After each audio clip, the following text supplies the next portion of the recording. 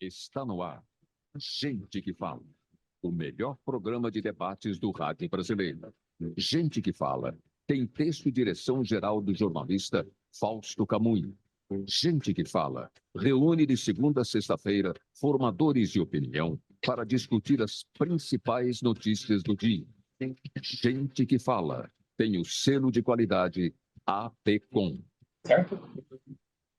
Olá, olá, boa tarde. O programa Gente que Fala está começando pela Rádio 365, sua rádio de todos os dias, com imagens no Altvia, TV da internet, também nas redes sociais, Instagram, Facebook, o nosso canal no YouTube. Tá tudo no ar para você acompanhar essa nossa jornada de hoje e a retransmissão às 10 da noite pela Rádio Cultura AM 990 de Dois Córregos, no Centro-Oeste Paulista e também para outras 20 cidades da região. E o nosso convite, hein, gente, a partir de agora, para você ficar aí na próxima hora, curta, comente, compartilhe a transmissão do programa Gente que Fala, faça perguntas também aos nossos entrevistados. Sua interação é bem legal, bem bacana pelo WhatsApp. 973350038 é o número, 973350038.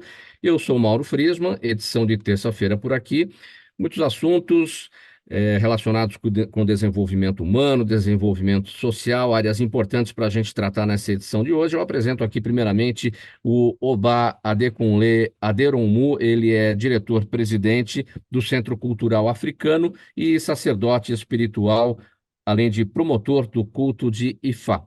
Tudo bem, Obá? Seja bem-vindo aqui ao programa Gente que Fala. Como é que estão as coisas? Está tudo bem assim, uma honra, um privilégio estar com vocês nessa belíssima rádio, nesse hoje tão importante para nós, falando sobre nossa cultura, nossa tradição. E eu quero mandar aquele forte abraço para todo mundo que está ouvindo a gente em casa. Sim. Oba, eu vou te pedir uma gentileza. O seu smartphone, ele está na horizontal, mas a sua imagem não está horizontal para a gente, porque tem o travamento. Se você puder travar para ela poder virar para a gente, é importante que o telefone, o smartphone esteja na horizontal e a imagem também. Enquanto isso, eu vou apresentando aqui os demais participantes, as demais participantes. Emily Machado, ela é assistente social, administradora, terapeuta transpessoal, líder de operações do Instituto Jatobás. Tudo bem, Emily? Bem-vinda aqui com a gente. Bom dia, Mauro, tudo bem? Obrigada pela oportunidade e pelo convite para estarmos aqui falando um pouquinho do Instituto Jatobás e das nossas operações e ações junto à comunidade do Campo Belo, aqui em São Paulo. Obrigado pela presença, Emily. Também aqui na nossa bancada, a Ana Maria D'Alessandro, psicóloga clínica, bioeticista, psicodramatista, consultora e palestrante. Tudo bem, Ana Maria? Bem-vinda aqui com a gente. Muito obrigada, boa tarde a todos. É uma honra estar aqui com pessoas pares, e isso é muito gostoso. Eu quero agradecer a oportunidade e espero que a gente consiga levar uma palavra bem gostosa e que agregue na vida das pessoas. Sim, esse é o nosso objetivo. A gente já vai ter o Nuno Paiva também aqui com a gente na nossa conexão. Ele é analista de perfil comportamental. Já ele se junta a gente aqui nessa nossa conversa no programa Gente que Fala de hoje. Vamos, enquanto isso, ao primeiro assunto, ao primeiro tema. Vamos dizer que a população que vive em situação de rua na cidade de São Paulo cresceu mais de 16 vezes nos últimos 11 anos, passando de 3.842 pessoas em dezembro de 2012 para 64.818 no final de 2023. São dados do Observatório Brasileiro de Políticas Públicas. A Prefeitura de São Paulo diz o seguinte, que esse levantamento não retrata a realidade e que considera os números do Censo de População em Situação de Rua. E para a Prefeitura de São Paulo, esse número correto do Censo de População em Situação de Rua é 31.844 pessoas vivendo nesta condição, vivendo em situação de rua. E São Paulo é a capital com a menor taxa de atualização cadastral, com 25% dos dados desatualizados. Eu vou começar esse assunto com a Emily. Emily, 64.818 pessoas, ou um pouco menos da metade disso, 31.884, como diz a prefeitura. Desculpe. De qualquer forma, são números superlativos, enfim. É um crescimento muito grande aí nos últimos 11 anos e a gente não vê essa situação melhorar, né? É uma tragédia humana, é uma tragédia de desenvolvimento humano e desenvolvimento social que a gente precisa enfrentar e as autoridades não estão sabendo exatamente como. Como é que a gente aponta os caminhos? Bom, esses são números que são super impactantes, né? Seja quando a gente pensa do ponto de vista da nossa população de São Paulo, e quando a gente estende isso para a população brasileira, e quando a gente olha os dados de pobreza e extrema pobreza que nós temos dentro da nossa nação, eles são extremamente significativos, e para a gente, enquanto Instituto Jatobás, muito sensibilizados por todo esse cenário, a gente hoje, estando na comunidade do Campo Belo, que reúne 24 comunidades periféricas e mais de 8.000 famílias moradoras, em situação de risco de baixo desenvolvimento social, com IDH e referências sociais extremamente sensíveis e críticas, encontramos nesse cenário a oportunidade de estar promovendo oportunidades e condições para que essas pessoas possam transformar as suas vidas através da promoção do empreendedorismo, da educação, da cultura e do bem-estar, e assim contribuir com a mitigação desse número que já é super relevante. No momento que a gente atua dentro das comunidades, a gente evita que esse número, que seja ele de 64 ou de 32, ele não se amplie, porque essa falta de oportunidade dentro da localidade onde você vive, né, e a desapropriação e a falta de moradia e de recursos faz com que essas pessoas encontrem nas ruas o caminho da sobrevivência. E aí, quando a gente oferece, através do nosso equipamento, oportunidades de formação, e não somente a formação por si só, mas a vinculação e o link com o mercado de trabalho, para que essas pessoas já possam sair daqui com algum trabalho, seja do ponto de vista do empreendedorismo, desenvolvendo atividades que gerem trabalho e renda para elas e para suas famílias por consequência, seja através da empregabilidade nas parcerias que fazemos com uma série de organizações que podem apoiar na contratação dessas pessoas e, assim, a gente contribuir com a diminuição desse impacto, que ele é bastante significativo. Ana Maria, a gente sempre trata deste aspecto toda vez que a gente lida com esse assunto aqui no programa. É, o que é tradicional, né, nessa população, pessoas que saíram de suas famílias por desajustes familiares, enfim, e sem opção acabaram indo para a rua e já estão muitas há décadas nesta condição. E se envolvem com álcool, se envolvem com as drogas, é o caminho que encontram para poder viver nas ruas e enfrentar esse tipo de sofrimento. Nos últimos anos, essa é a população mais tradicional. Nos últimos anos, com a questão da pandemia, outras pessoas vieram, aquelas que perderam seus empregos, aquelas que perderam as suas casas, porque não podem mais pagar, não podiam mais pagar aluguel, enfim. Então, são vários tipos de população de rua, em situação de rua, e eu para citar aqui pelo menos duas, né? Então, são abordagens diferentes que precisam ser feitas, né?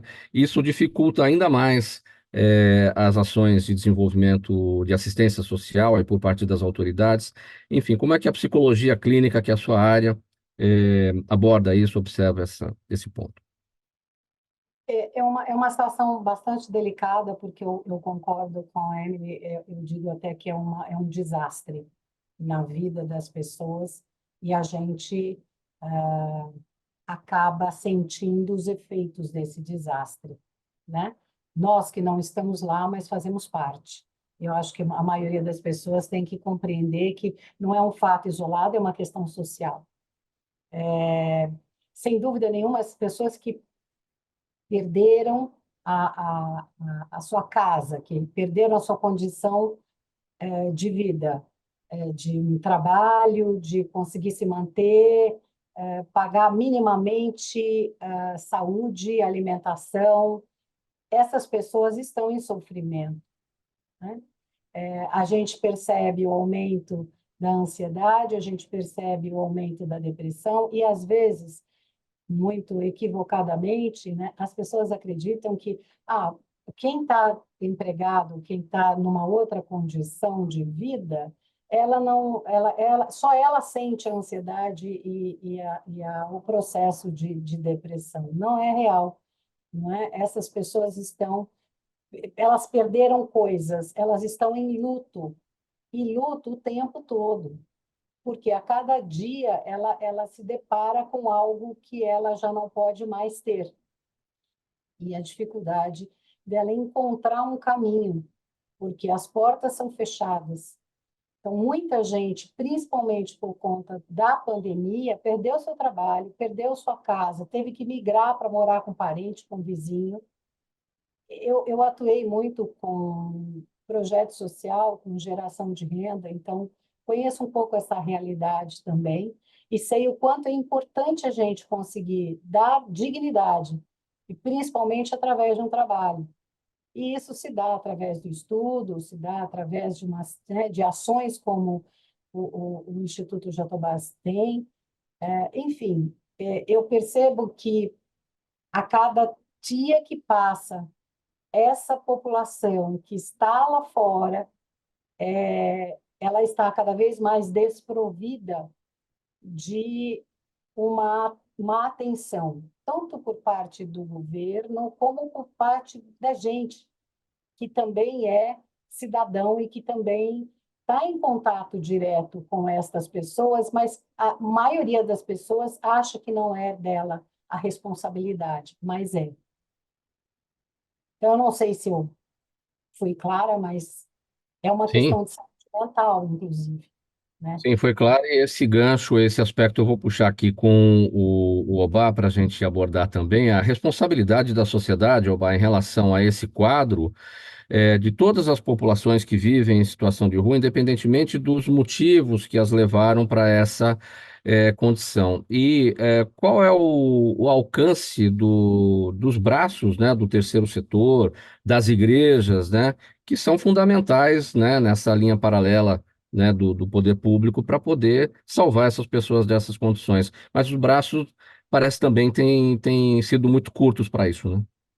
É esse mesmo, é uma questão muito séria, uma questão que nós que na área do igreja, de religiosidade em si, sempre explica na forma totalmente diferente às vezes, porque se você vê esse cidadão que acaba parado com essa situação, você vai descobrir que a maioria dele tem aquele que você acaba de chamar, o que o nosso colega acaba de chamar de ansiedade, a depressão.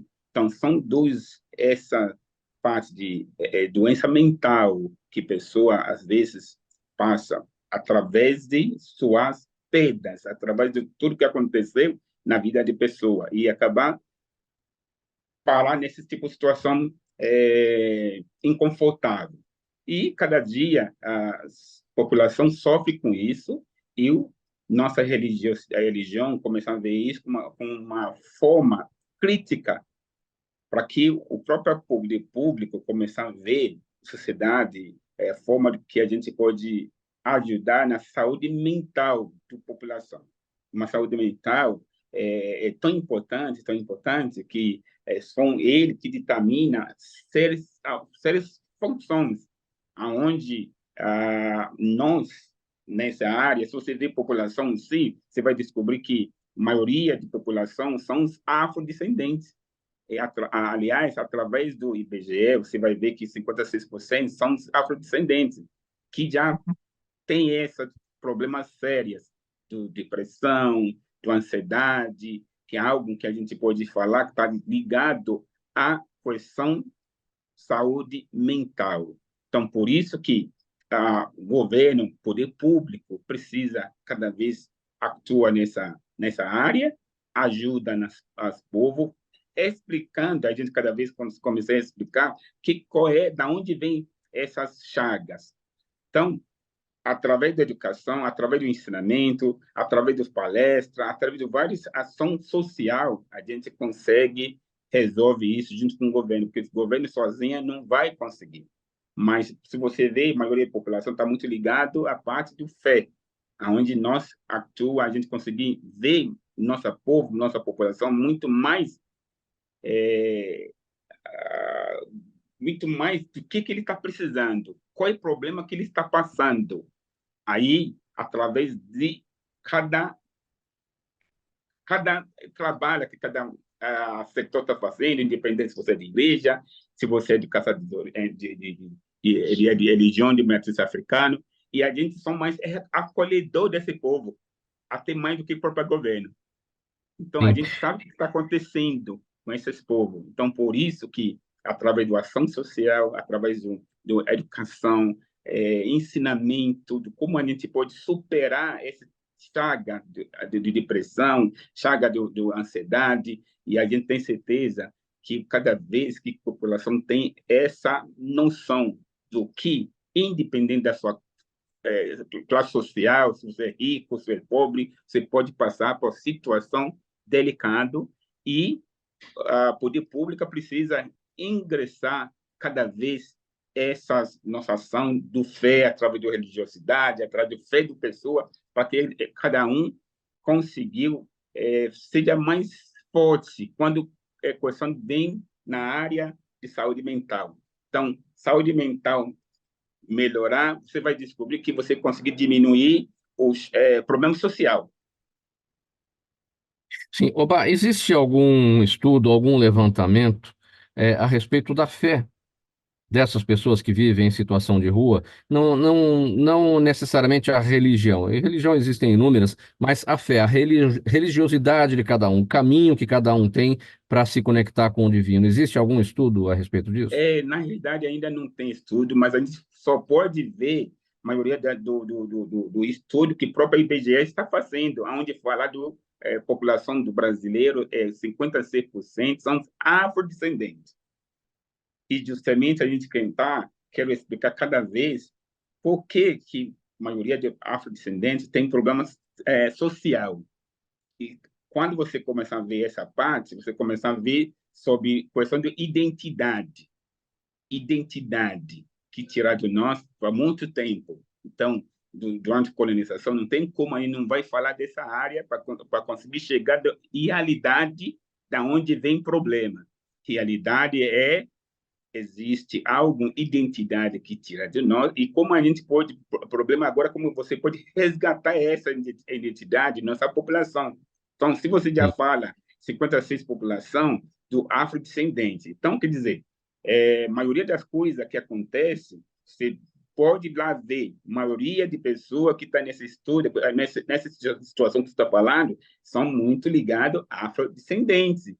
Então, por isso Sim. que a gente começa a fazer nossa pesquisa pessoal, privado, e descobrir que a questão social está muito ligado à saúde mental de cada ser humano. Só que saúde mental é indivíduo, algo que a sociedade tem que trabalhar, onde o governo precisa trabalhar em cima, e através disso a gente conseguir chegar desse fato, desse número, para que o próprio governo, o poder público, conseguir ver qual a importância dessa questão social através da questão de saúde mental, qual a importância dele. Muito bem, gente. Programa Gente que Fala, ao vivo, pela Rádio 365, a sua rádio de todos os dias, com as imagens do Altivia, TV da internet. Estamos nas redes sociais, Instagram, Facebook, o nosso canal no YouTube e a retransmissão à noite, a partir das 10 horas, pela Rádio Cultura AM 990, de Dois Córregos, no Centro-Oeste Paulista e também para outras 20 cidades da região. Vamos trocar o assunto agora aqui, vamos falar que o Instituto Jatobás está com a agenda cheia em fevereiro e março na região do Campo Belo, onde atua, na Zona Sul de São Paulo, né, onde atua com oficinas de dança, percussão e aulas de artes marciais, sempre levando cultura, empreendedorismo, educação e bem-estar às 24 comunidades que ficam no entorno do seu galpão. Em março vai ter também o início do programa Empreendedores da Espraiada, desenvolvido em parceria com o Sebrae e que levará temas como vendas, comunicação e gestão financeira aos empreendedores locais. Já há quanto tempo esse trabalho, Emily, do Instituto Jatobás? Bom, o Instituto Jatobás, agora em abril, completa 19 anos de atuação. Ele começou no município de Pardinho, expandiu aqui, a gente trabalha com a visão de territórios, e agora estamos aqui no território do Campo Belo, na região da Águas Espraiadas, que é para a gente poder localizar bem, porque o Campo Belo é um lugar de bastante dicotomia social, né, onde a gente tem uma presença da desigualdade social de uma maneira bastante explícita. Então, quando a gente fala Campo Belo, as pessoas tendem a remeter a uma visão mais abonada, quando na realidade a gente está na região das Águas Espraiadas, atuando com a inclusão social e o desenvolvimento social. E pegando um ponto que é super importante dentro desse processo do desenvolvimento dos empreendedores e dessa agenda cultural, a gente tem uma agenda cultural e a gente tem uma agenda formativa bastante intensa nesses próximos meses, né? Fechamos agora o mês de fevereiro com mais de 600 pessoas passando aqui pelo nosso galpão. E agora, em março, estamos com o início desse programa dos Empreendedores Espraiadas, onde, pegando o gancho da Ana Maria, que fala da perda, né, do luto, e a região da Água Espraiada é uma região onde houve uma grande desapropriação, e esse sentimento do luto, mesmo com as pessoas estando dentro, em casas, ainda em situação precária, mas numa situação de pobreza muito grande, traz para a gente o desafio do resgate socioemocional. Então, toda essa trilha formativa que a gente oferece, no sentido de desenvolver esses empreendedores, ela perpassa por 3 etapas. E a primeira delas é justamente o desenvolvimento socioemocional, para que a gente resgate essas pessoas, para que elas consigam perceber dentro delas a possibilidade de caminhar para além das barreiras invisíveis que foram colocadas dentro da sua vida. Então, porque elas chegam aqui para a gente desacreditadas, com a baixa autoestima, a partir de uma situação normalmente de violência, de grandes perdas, de fome, e sem acreditar que é possível, através desses processos formativos, alcançar uma qualidade de vida melhor. E aí, através desse desenvolvimento socioemocional que perpassa toda a trilha formativa de empreendedorismo, a gente começa resgatando essa autoestima e ele passa a receber a formação técnica que o habilita dentro da sua vocação, né? Porque a gente não padroniza em qual área de atuação ele precisa seguir, mas sim qual é a vocação que essas pessoas têm. E, junto com parceiros como o Sebrae, o Senac, eles recebem a formação técnica, as orientações para a constituição do negócio, e a gente faz a ponte, que é a terceira etapa, para a inclusão produtiva. A gente tem um balcão do Sebrae aqui, onde a gente habilita essas pessoas e os apoia na habilitação para que eles se formalizem e possam passar a prestar serviços dentro das áreas de escolha que eles fizeram.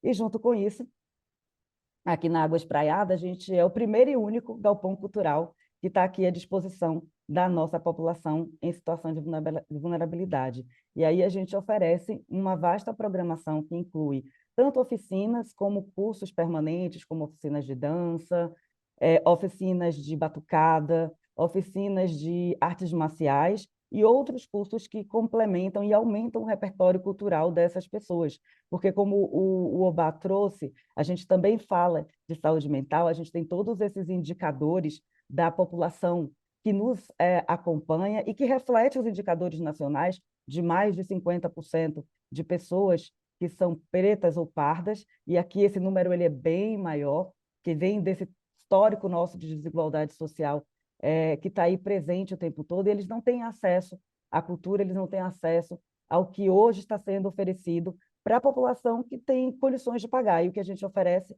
é uma ampliação de repertório através de uma programação gratuita, sempre vinculando as nossas atividades aos momentos e contextos culturais que nos envolvem. E aí, nesse sentido, vem todo o arcabouço histórico das nossas diferentes etnias e das nossas diferentes representações. E eles também têm a oportunidade de trazer suas manifestações culturais e vocacionais que aparecem aqui dentro da comunidade, porque a gente não traz somente o novo, mas a gente também potencializa as expressões culturais que existem dentro dessas comunidades.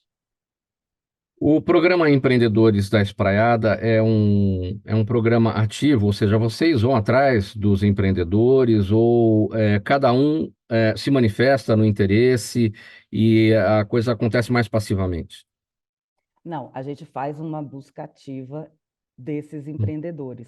Então, a gente começa com todo um mapeamento do território para identificar as potencialidades, até porque para definir essas linhas de atuação, a gente verifica primeiro qual é efetivamente a vocação local, quais são os tipos de empreendimentos que já existem, e qual é também a busca que as pessoas têm no sentido, seja de ser empreendedor, seja de conseguir um trabalho. E a partir daí a gente tem uma equipe que é responsável pela articulação territorial, que tanto levanta os dados como divulga para a população as atividades que estão sendo oferecidas e faz também um processo de sensibilização.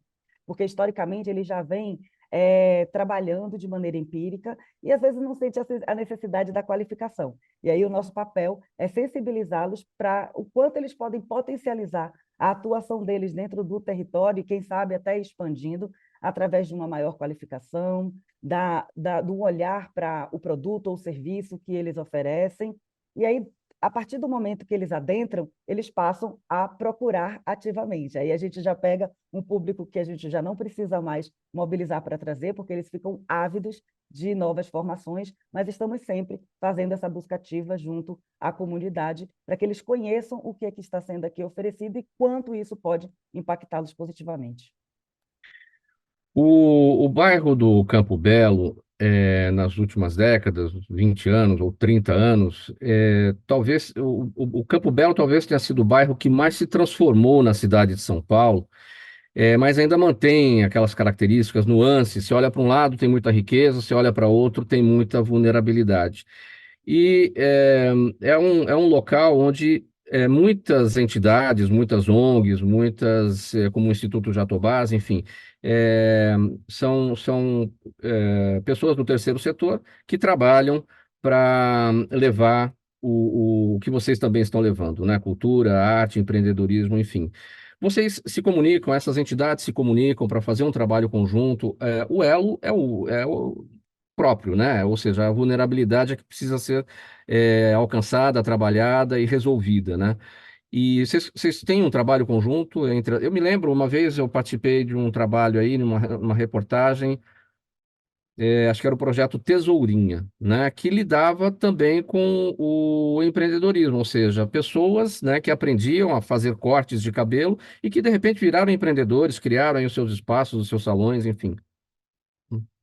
Perfeito. Hum, A gente trabalha em rede.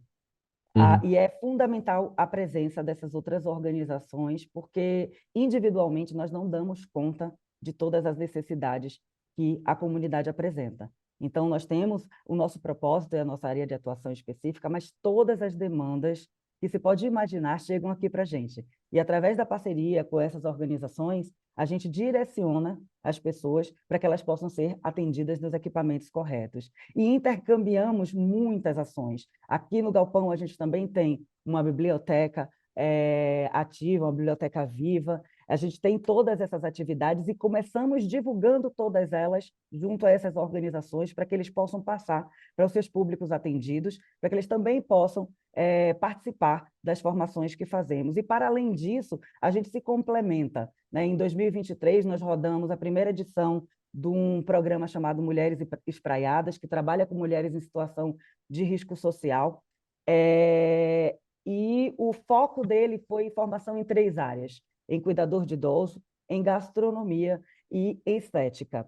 No âmbito da gastronomia, a gente fez uma parceria com o Senac e eles receberam uma formação em salgaderia. Mas hoje, no Jatobás, quer dizer, em 2023 nós não tínhamos uma cozinha-escola. Agora, em 2024, a gente vai passar a ter, e fizemos uma parceria com uma instituição aqui da região, chamada Galpão de Portas Abertas, onde o Senac ministrou os nossos cursos nessa instituição. Então, a gente faz muita troca nesse sentido, a gente disponibiliza nosso espaço para as instituições que não têm um espaço para receber muitas pessoas, e isso é fundamental para o sucesso da nossa atuação, porque, como já foi dito tanto pela Ana como pelo Obá, temos uma carência de políticas públicas em diferentes áreas, e a integração dessas organizações, que em nenhum momento queremos fazer o papel do poder público, mas sim sensibilizá-los na construção de novas políticas que fortaleçam essas comunidades, a gente consegue atuar de maneira mais intensa, gerando mais impacto e oferecendo mais oportunidades para a comunidade. Bom, como participar das atividades, a população que tiver interesse. Aliás, para quem não conseguiu, na nossa audiência aqui, se localizar, o bairro do Campo Belo, na Zona Sul, está entre Moema e o Brooklyn. E Espraiada tem a ver com o Córrego Espraiada, que hoje é a Avenida Roberto Marinho, que já se chamou Avenida Água Espraiada, né? Enfim, é dessa localidade que estamos falando, né? E, enfim, para você participar das atividades, como é que funciona? Bom, as pessoas elas podem vir até o nosso galpão, que funciona de segunda a sábado, durante todo o dia. Eventualmente, a gente está aberto aos domingos, quando temos programações específicas, que fica na Rua Estevão Baião, 147, aqui em Vila Congonhas. Pode conhecer a nossa programação através das redes sociais, né? Instituto Jatobás no Instagram, ou galpão.jatobás. E a gente está publicando o tempo inteiro toda a nossa programação, as inscrições quando elas estão abertas, e aí é só vir até aqui, nos acessar, estamos aqui abertos para receber todas as demandas. Muito bem, gente, nós vamos partir para o intervalo aqui, estamos na metade do programa, então é hora de ouvir a mensagem do nosso apoiador, um golinho de água para cada um, a gente já volta com a sequência dos temas aqui nessa edição do programa Gente que Fala. Até já. Toda ação estratégica de sucesso tem um componente fundamental: um instituto de pesquisas ético, rápido e preciso. Afinal, é ele que vai fornecer informação confiável, sem achismos ou palpites. E isso, numa época de mudanças rápidas e repentinas, é fator crítico de sucesso. A Orbis é um instituto de pesquisas que une precisão e confiabilidade estatística com a mais alta tecnologia em pesquisas do mercado. Tem inteligência artificial, robótica e Big Data, entre outros recursos, para que você tenha uma informação correta, confiável, com o menor custo e no menor tempo possível. Na sua próxima ação, seja ela corporativa ou política, comece pela Orbis, porque com a informação correta, você vai mais longe, mais rápido e com mais segurança. O programa Gente que Fala está de volta, aqui pela Rádio 365, sua rádio de todos os dias, também por imagens, no Altivia TV da internet. Estamos nas redes sociais, Instagram, Facebook, nosso canal no YouTube e a retransmissão às 10 da noite pela Rádio Cultura AM 990 de Dois Córregos, no Centro-Oeste Paulista e para outras 20 cidades da região. Vamos seguir aqui com o próximo assunto do programa Gente que Fala para conversar com o Obá. Obá, manter vivas as tradições culturais africanas, incrementar o intercâmbio entre Brasil e África, criar oportunidades de treinamento, formação e desempenho para os artistas amadores. São essas as missões e várias outras também que fazem parte da rotina do Centro Cultural Africano, que agora em 2024 está completando 25 anos de atividades. E o ano já começou muito bem, muito especial, vejam só, com o desfile no Sambódromo aqui em São Paulo, da Acadêmicos do Tucuruvi, durante o Carnaval, homenageando o Ifá, que é o sistema religioso africano praticado por milhões de pessoas no mundo todo, que é pouco conhecido no Brasil, mas o mundo todo conhece muito bem. Bom, primeiramente vamos falar, Obá, desse Jubileu de Prata, né, do Centro Cultural Africano, 25 anos de atividades agora. O que tem, o que está para acontecer, o que está sendo preparado? Muito obrigado. Muitas coisas a ser preparado, principalmente esse maio. Esse março vai ter a entrega do prêmio que o governo federal criou uma lei que faz com que todas as religiões do matriz africano foi reconhecida. Então, tem data, dia 21 de março, aonde a gente vai estar homenageando alguns casos que mantêm viva a existência de nossa cultura, nossa religiosidade e nossa tradição no território nacional. Então, como virá algo que a lei federal, a gente está preparando essa homenagem para as pessoas que mantenham viva essa tradição de longo tempo. Aí, lá na Assembleia Legislativa, a gente vai estar homenageando algumas pessoas, algum nosso povo, alguma autoridade que faz com que esse trabalho seja mantido até hoje, porque são situações muito difíceis para a gente conseguir manter viva essa tradição, essa religiosidade. Você mesmo vê, durante muito tempo, nossa povo sofreu muito violência racial. Então, tem dificuldade de trabalho, tem dificuldade na área social, tem dificuldade na área educacional. Então, esse sofrimento que nosso povo passou durante muito tempo.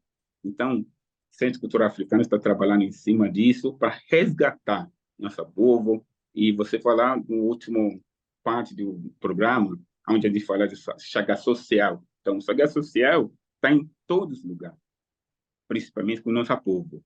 E nosso povo faz maioria parte dessa população, que é 56%. Então, não tem como a gente não pode trabalhar diariamente para conquistar, para tentar resgatar a nosso povo dessa chaga social que nós estamos enfrentando. Então, esse ano, a gente vai estar colocar a parte do educacional, onde pessoas têm direito, ou como minha colega já acabou de falar agora, sobre a questão do trabalho, curso, que a maioria do nosso povo pode participar no Centro Cultural Africano, aonde ele pode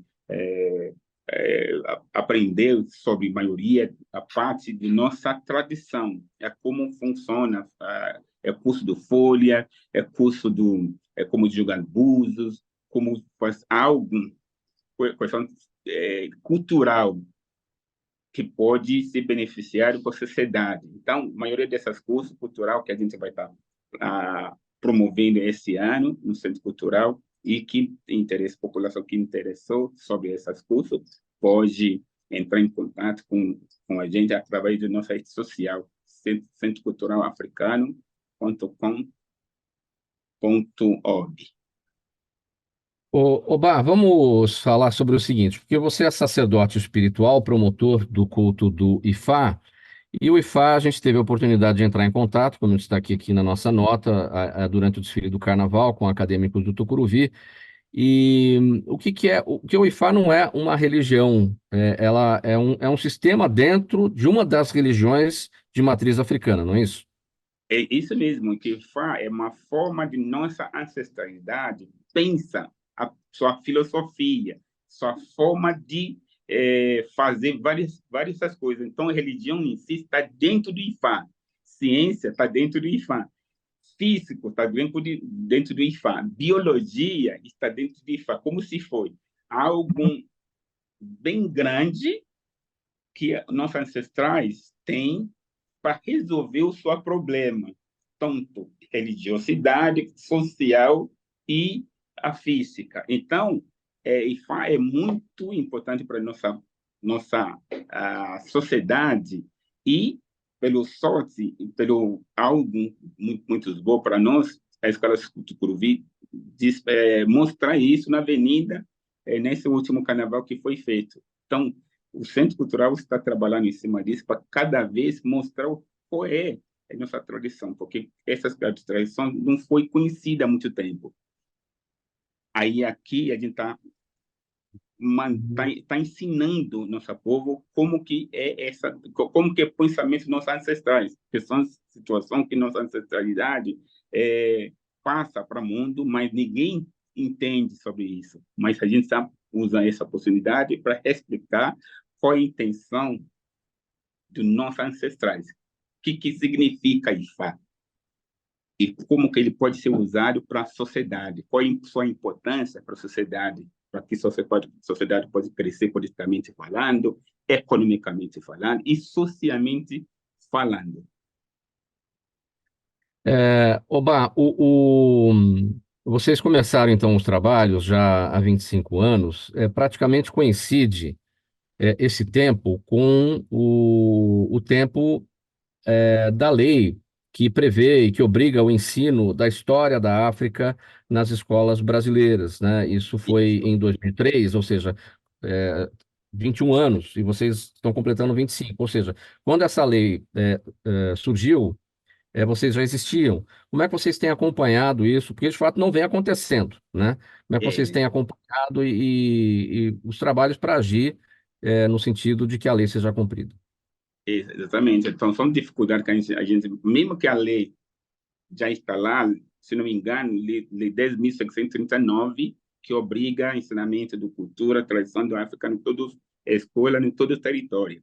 Mas a professor que vai ensinar está em falta, a maioria desse professor que está em falta no nível nacional. Então, a dificuldade que nação em si está passando é que está faltando professor que vai fazer com que essa lei foi atuada, mas o Centro Cultural Africano está fazendo um pouquinho que podia fazer, porque imagina algo que é federal, então a gente está aqui em São Paulo, nem consegue abastecer o requerimento de todo São Paulo, porque é uma coisa no nível federal, nação do Brasil inteiro.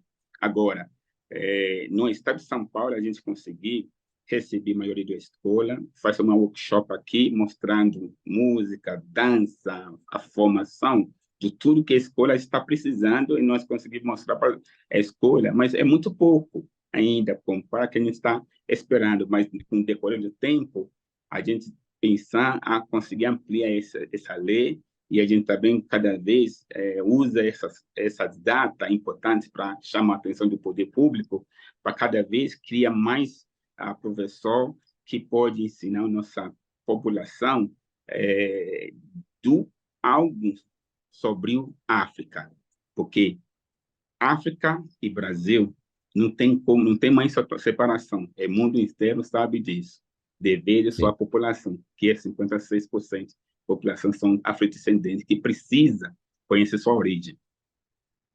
Muito bem, parabéns, viu, Obá, pelos 25 anos do Centro Cultural Africano, pelos trabalhos realizados. E vamos em frente aqui com o próximo assunto do programa Gente que Fala. O luto, pessoal, está presente no nosso cotidiano desde que nascemos, só que o assunto ainda é um tabu. A gente tem dificuldade para falar, para lidar com essa questão do luto. Os especialistas explicam que o luto é o processo que vivemos para ressignificar a ausência ou a morte de uma pessoa, um animal, ou mesmo um local de moradia, um cargo numa empresa, ou muitas outras coisas que perdemos aí ao longo do tempo, ao longo do caminho da vida, né? Porém, saber como vamos viver esse processo pode ser a chave para uma boa saúde mental e física. Ana Maria, é o brasileiro que tem dificuldade com o luto, ou essa é uma dificuldade universal? Existem culturas que lidam melhor com essa questão? Eu acredito que algumas culturas, com certeza, lidam melhor com a questão do processo de morte, luto. A gente sabe que a gente nasce, passa uma vida, mas uma coisa é certa, nós vamos morrer. Então, como uma plantinha, né? Ela nasce, você rega, ela tem um tempo e depois ela morre. Algumas, a gente pode falar uma questão, por exemplo, de ter fé de que isto é uma passagem, você não morre, mas você passa por um outro espaço, uma outra condição de frequência vibratória, por assim dizer. Acho que isso, de alguma maneira, o Bá tem mais condição até de falar do que eu, mas que eu acho fantástico. O ponto é que na nossa sociedade, especificamente, vamos falar daqui, né, no Brasil, a dificuldade em lidar com essa história, com essa questão da finitude é muito grande. Então, eu não vou entrar em contato com aquilo que é finito, então, ou seja, eu não admito a morte. Haja visto o que a gente tem feito com isso. Então, hospitais que estão prolongando as pessoas que às vezes vão para a UTI entubado, que vida é essa, né? Então, eutanásia, distanásia, tem muitas questões aí que a gente vem discutindo, né, no nosso meio.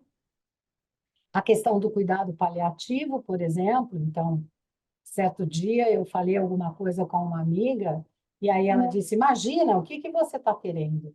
Você está querendo que eu mate essa pessoa, então que eu não dê as condições para ela estar vida? Eu falei, ao contrário, é você propiciar para que esta pessoa tenha uma qualidade de vida neste final da vida dela, de maneira que ela esteja né, em contato com a família, em contato com as coisas que lhe são caras, e que ela possa desfrutar desta referência, desse lugar de referência.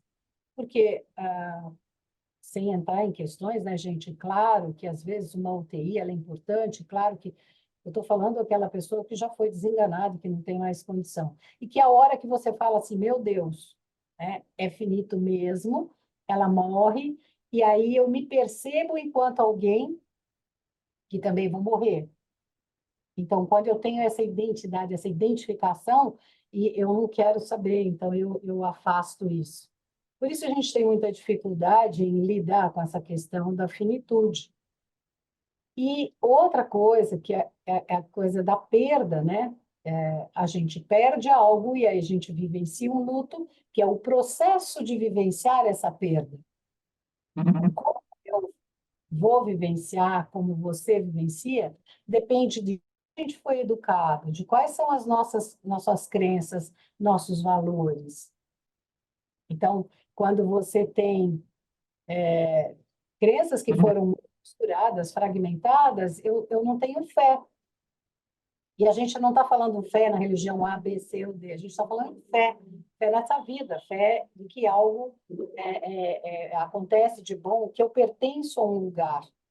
Ouvindo o Bai, ouvindo a Emily, essas ações que eles têm dentro da sua atividade diária é fantástico, porque devolve a identidade, devolve a pessoa uma autoestima, devolve a pessoa a entender que ela pertence a algo. Ela pertence ao meio, ela existe. Essa coisa como a Emily trouxe, por exemplo, de que a pessoa chega devastada, ela chega destruída. Ela não consegue se entender como alguém, como um ser humano, como alguém que tem, que faz parte de um lugar e que as suas relações estão preservadas. Então, a gente lidar com a questão das perdas e do luto é muito desafiador na nossa sociedade, porque, em primeiro plano, a nossa sociedade não reconhece o nosso estado de luto. O enlutado, ele passa como alguém que...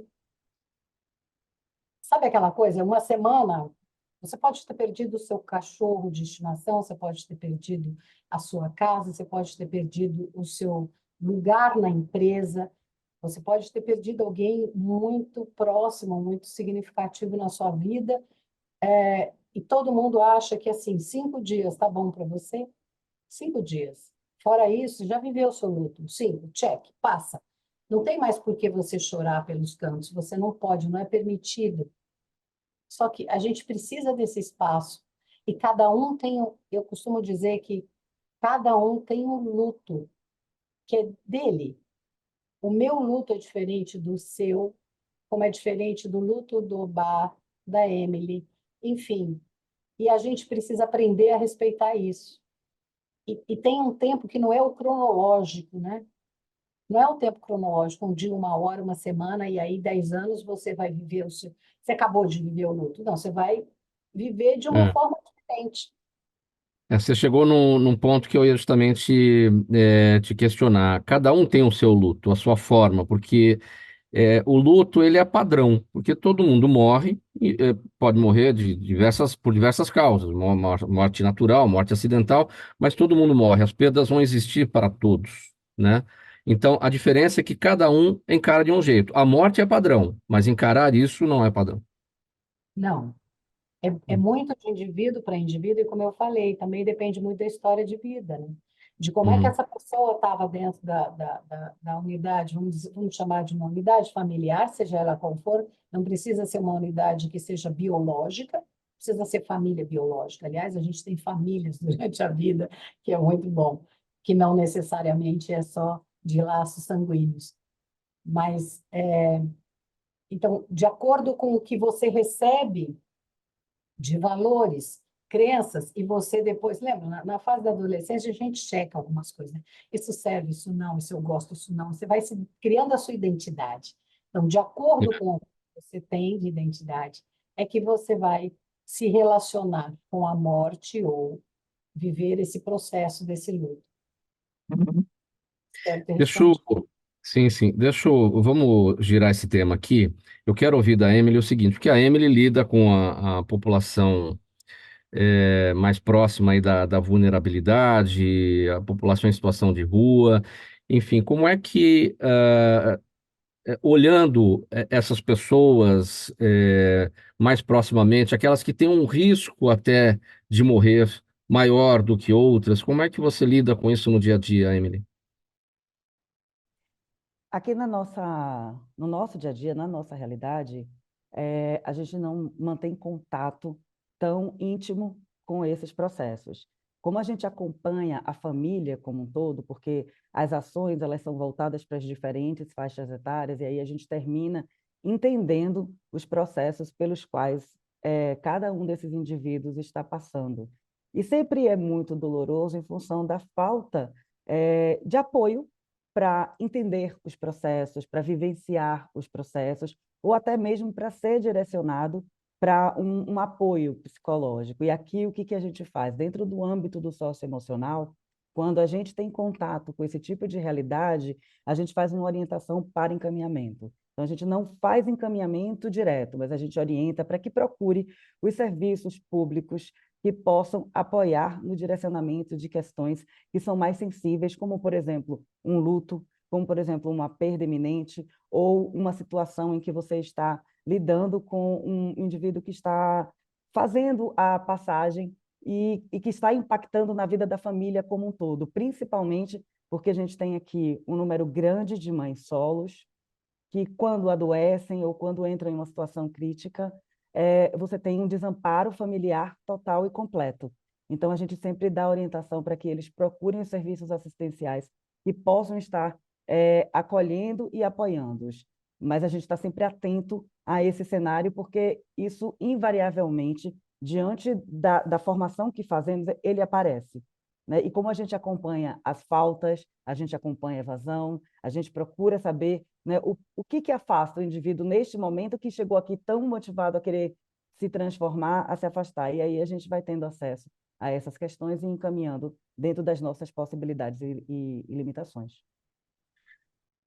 Oba, como é que as religiões de matriz africana orientam, especialmente os que seguem o IFA, os que têm proximidade com esse sistema, o IFA, como é que orientam nesse sentido do enlutamento? Essa parte a gente sempre vê como uma coisa, um momento doloroso para todo mundo quando acontece isso, mas logo no começo, de dentro da própria filosofia do nosso IFA, que você acabou de falar, ele vê isso como parte de vida. Ele vê um monte como se faz parte de vida. É nascimento, uma fim de um nascimento que vai chegar outro. Então, a preparação, e nosso povo já foi preparado para encarar o monte. E não tem medo do monte. Agora, fora da hora que a gente não concorda. Por isso que existe alguma parte de ritual para prevenir, para que isso aconteça antes da hora. Mas a população em si, nosso povo em si, principalmente nosso povo do culto do Ifá, já é preparado durante a obrigação. A cabeça nossa é tão importante no culto que a gente deixa ele firme e forte, preparado para qualquer tipo de tempestade, na doença e na morte. Ele conseguir enfrentar isso. Então, preparação, a gente prepara nosso povo para que isso não se torne um medo que faz com que ele não consiga crescer na vida. Porque no momento que você ouve a palavra morte ou luto, qualquer um ficar um pouquinho triste. Algo que gera tristeza, algo que gera angústia. Mas, quando você foi preparado mentalmente, você consegue passar por tudo isso com frieza, como se fosse algo normal. Aí, assim, você consegue passar para a povo equilíbrio daquele momento. Porque quando você não conseguir interpretar tudo isso na momento boa, aí gera aquilo que a gente chama de depressão, começa a gerar ansiedade, tem medo de tudo. Então, para não passar esse ciclo vicioso em cima do que demais que está na volta daquela pessoa, e a gente começa a preparar e mostra até, só para você ter ideia, a gente fez a festa na África para fazer com que a pessoa foi embora em paz. Eu estou falando uma festa que ainda chama bebida, tem comida, só para você ver, para você provoca felicidade para que aquele se torne algo final, para não passar para demais. Então, por isso que a gente é preparado para enfrentar a morte, luto em nossa sociedade de custo de fato. Perguntas da nossa audiência, uma para cada um. Eu vou pedir brevidade para a gente conseguir cumprir aqui com todas elas. Ainda nesse assunto, Ana Maria, a pergunta é do Everton Santos, ele está no YouTube. O Everton quer saber se tem um limite para o luto e o que fazer quando esse limite é ultrapassado. Isso esbarra no que você já falou, né? A sociedade não permite viver o luto. Você quer 5 dias, já está bom para você? Então, cada um tem o seu momento, né? Exato. Eu acho que até é uma boa pergunta, porque, muito obrigada por fazê-la, eu acho que isso pode ajudar muitas pessoas. Não existe um tempo, é o seu tempo, né, de vivência. É lógico que quando você está num processo de luto e ele começa a interferir nas suas atividades do cotidiano, alguma coisa não está bem, é bom procurar ajuda. E aí, uma ajuda profissional, né, da psicologia, vai te ajudar a rever algumas coisas, a entender mais ou menos esse processo, porque a gente fica fechado, né? A gente fica paralisado nessa situação. Então, o luto não tem, é como eu disse, você vai viver o luto e se bobear a vida inteira, só que você vai ter uma outra relação com essa ausência, né? Então, a tendência é você, com o tempo, você vai aceitando, vai entendendo o que aconteceu e tudo mais. Porém, se realmente atrapalhar a sua vida, é melhor procurar ajuda. E eu vou dizer só uma coisa, por favor, que eu acho super importante. A religião nos ajuda a gente ser acolhido. E quando você é acolhido, você também entende um pouco mais desse momento de vida e como é que você pode melhorar e estar melhor, estar no sentido de compreendido, de abraçado. Fé é importante. Somos seres espirituais, não podemos esquecer. Sim. A pergunta para o Obá é do Jaime, do Jardim Bonfilholi, nossa audiência de todos os dias. Obrigado, Jaime, aqui sempre por participar. Qual a sua opinião, pergunta aqui o Jaime, sobre a expressiva entrada de religiões evangélicas na África? Bem breve, Obá, por gentileza. É possível de entrar do evangélico na África? Sim. Isso é algo que a gente pode é uma referência do que aconteceu no passado, tipo pelo a época do colonizador. Então, quando o colonizador chega na África, ele vem com várias coisas no bagagem, sua religião, vem com língua. Então, eu falo em inglês hoje porque Nigéria, por exemplo, foi colonizada pelo inglês. Então, quem é do Camarões hoje fala francês por causa foi colonizado pelo francês. Então, no bagagem de colonizador, ele leva muitas coisas que até hoje influencia o povo africano até hoje. Então, a pergunta do meu amigo, eu vou jogar culpa na costa do colonizador, que até hoje ele faz isso com que todos nosso povo querem ser igual que ele quer. Ele tem que Sim. falar da língua dele, tem que falar da religião dele, tem que fazer tudo dele, riqueza material sua, não é sua, é dele. Então, são situações que eu vou jogar culpa da entrega do povo evangélica no continente africano, não é apenas na Nigéria, é a colonização, que até hoje, como se foi a África, é dividido como pão. Alguns falam francês até hoje, alguns falam inglês, alguns falam português, e aí não tem o que fazer. Brigar, a gente não vai ter como brigar, mas a rede social está ajudando muito para que a gente consiga resgatar a nossa tradição, resgatar a nossa cultura, resgatar tudo, dignidade do povo do matriz africano em termos de sua religião. Emily, bem breve, a gente está bem em cima aqui do tempo final do programa. A Priscila Gomes, no Facebook, quer saber como o Instituto Jatobás atua em ações como o Realiza Cuesta, que é voltado ao turismo. Bem breve, por favor. O Realiza Cuesta, ele é um programa que acontece no nosso território de Pardinho.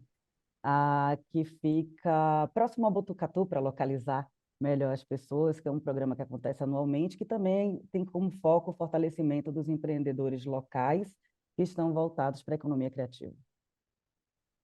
Muito bem, gente, vamos colocar um ponto final nessa edição do programa Gente que Fala de hoje. O agradecimento a todos vocês que estiveram com a gente aqui para análise e debate dos assuntos. Oba Adekunle Aderounmu, ele é diretor-presidente do Centro Cultural Africano, sacerdote espiritual e promotor do culto de Ifá. Emily Machado, assistente social, administradora e terapeuta transpessoal, é líder de operações do Instituto Jatobás. E Ana Maria D'Alessandro, psicóloga clínica, bioeticista, psicodramatista, consultora e palestrante. Muito obrigado mais uma vez, em nome de toda a equipe do programa Gente que Fala, que é sempre uma realização da ABECOM.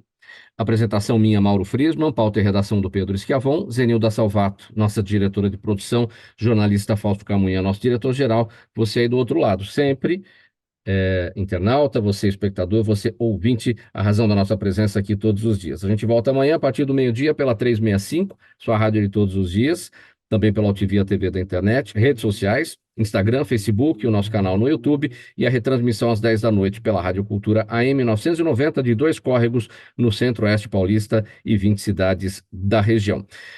Para quem vai ficar com a gente na 365 aqui, chegando o Lucas Neto, ele vem com o programa Melhor para Melhor Idade, muita informação bacana nesse início de tarde para entreter a nossa audiência.